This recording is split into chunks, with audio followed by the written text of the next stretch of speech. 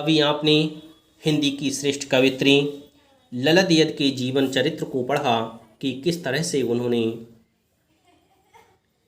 हिंदी जगत में अपने स्थान को उच्च बनाया है। वह एक कश्मीरी भाषा की कवित्री हैं।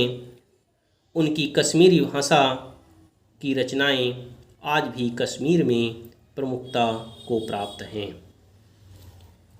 भक्तिकाल की व्यापक जनचेतना और उसके अखिल भारतीय स्वरूप से परिचित कराने के उद्देश्य से यहाँ पर ललित यद के 4 वाक्यों का हिंदी अनुवाद दिया गया है। ललित यद के 4 वाक्यों का हिंदी अनुवाद मैं आपको बताऊंगा। इसमें ललित यद ने किस तरह से आडंबरों का विरोध किया है।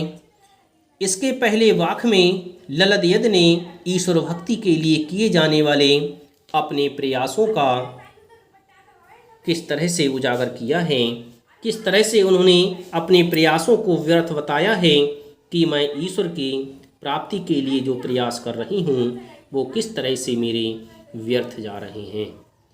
इसी का वर्णन करते हुए कवित्री कह रही हैं, रस्सी कच्चे धागे की खींच रही मैं नाव, जाने कब सुन मेरी पुकार, करे देव भवसागर पार। पानी टपके कच्चे सकोरे, व्यर्थ प्रयास हो रहे मेरे, जी में उठती रह रहे हूँक, घर जाने की चाह है घेरे। कवित्री कहती है कि मुझे घर जाने की चाह घेरे रहती है। मेरी इच्छा यही रहती है कि मैं जल्दी से जल्दी अपने घर पहुँच जाऊँ। हमारा वास्तविक घर इस संसार नहीं है। हमारा वास्तविक घर तो ईश्वर का स्थान है। जहाँ से हम आए हैं वहीं पर हमें जाना है। इस तरह से हमारा यह वास्तविक घर नहीं है। इसीलिए कवित्री कह रही हैं कि रस्सी कच्चे धागे की खींच रही मैं नाव। मैं रस्सी कच्चे धागे की रस्सी उन्होंने आत्मा रूपी नाव के लिए खींच रही हूँ। मैं सांसों की कच्ची धागे से आत्मा रूपी नाव के लिए खींच रही हूँ।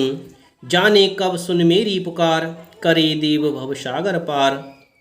कवित्री कहती हैं कि जाने ईश्वर कब मेरी पुकार के लिए सुनेगा, ईश्वर कब मेरी प्रार्थना के लिए सुनेगा, मुझे इस भवसागर से कब पार करेगा। ईश्वर मेरी पुकार को क्यों नहीं सुन रहा है, पता नहीं कब मेरी पुकार को सुनेगा और मुझे इस भवसागर से पार करेगा। मुझे इस भवसागर से, इस संसार से मुझे मुक्ति प्राप्त होगी। पानी टपके कच्चे सकोरे, व्यर्थ प्रयास हो रहे मेरे।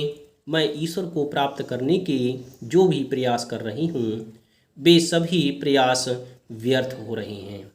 उसी तरह से व्यर्थ हो रहे हैं जैसे पानी टपके कच्चे सकोरे।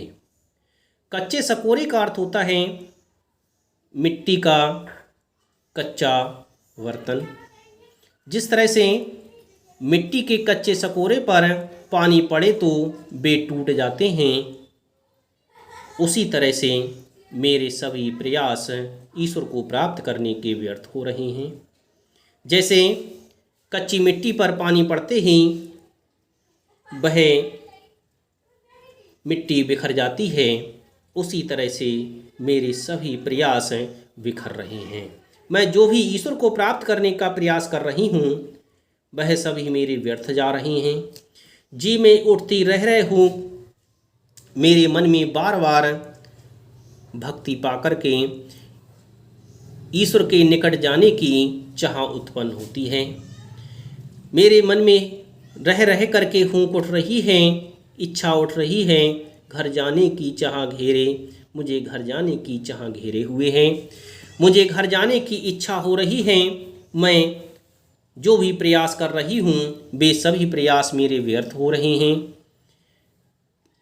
न जाने कब ईश्वर मेरे इस प्रयास को सफल बनाएगा और मुझे इस भवसागर से मुक्ति प्रदान करेगा और मुझे मेरे वास्तविक घर पहुंचाएगा। इस तरह से कवित्री कहती हैं कि मैं इस कच्चे धागे से आत्मा रूपी नाव के लिए खींच रही हूँ, चला रही हूँ। जाने कब मेरी ईश्वर पुकार सुनेगा, मैं ईश्वर को पुकार रही हूँ। ना जाने कब मेरी ईश्वर पुकार सुनेगा और कब मुझे इस भवसागर से पार करेगा।